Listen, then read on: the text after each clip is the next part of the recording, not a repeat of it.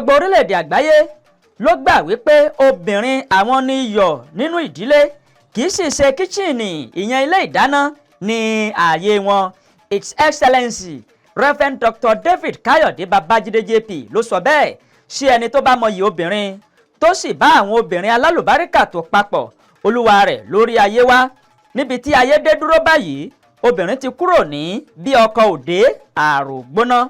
Ìdí pàtàkì rèé tí àwọn àjọ kan tí orúkọ wọn ń jẹ́ PAWISCA, Platform for African Women in Smart Climate Agriculture, tí wọ́n fi fẹ́ gbé àwọn obìnrin lárugẹ ní gbogbo ilẹ̀ adúláwọ̀, ìyẹn African country.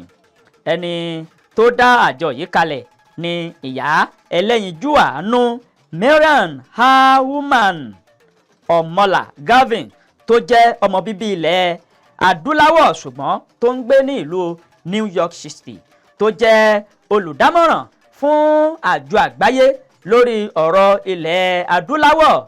Ìyá yìí ló dá PAWISCA kalẹ̀ nígbà tí bàbá wa His Excellency Reverend Dr. David Káyọ̀dé Babájídé JP tí wọ́n mú PAWISCA wá sí orílẹ̀-èdè Nàìjíríà, tí wọ́n sì gbé lé màmá wa Dr. Bishop Bọ́lá Oyègbàmí lọ́wọ́ gẹ́gẹ́ bí aṣojú orílẹ̀-èdè Nàìjíríà.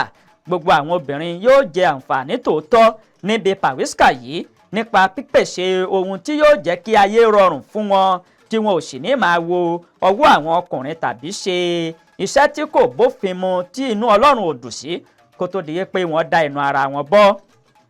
Àwọn aṣojú ní ìpínlẹ̀ kọ̀ọ̀kan tó so orílẹ̀-èdè Nàìjíríà papọ̀ ti wà fún PAWISCA, ìyẹn state coordinator ní gbogbo orílẹ̀-èdè Nàìjíríà.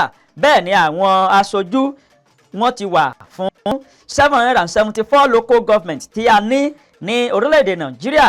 Àwọn obìnrin sì ni aṣojú wọ̀nyí nítorí wípé oní nǹkan ni àájẹ ó ṣe é. Àǹfààní kan ṣoṣo tí àwọn ọkùnrin lè jẹ níbi ètò yìí ni ọkùnrin tó bá fẹ́ ṣe iṣẹ́ àgbẹ̀, òun ló lè ní àǹfààní láti jẹ níbi PAWISCA.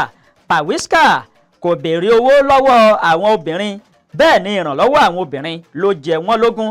Ẹ̀yin obìnrin orílẹ̀-èdè Nàìjíríà, ẹ máa fò fáyọ̀, ìrọ̀rùn dé bá yín. Gbogbo orílẹ̀-èdè àgbáyé ló gbà wípé obìnrin àwọn ni iyọ̀ nínú ìdílé, kì í sì ṣe kíchìnì ní ààyè wọn.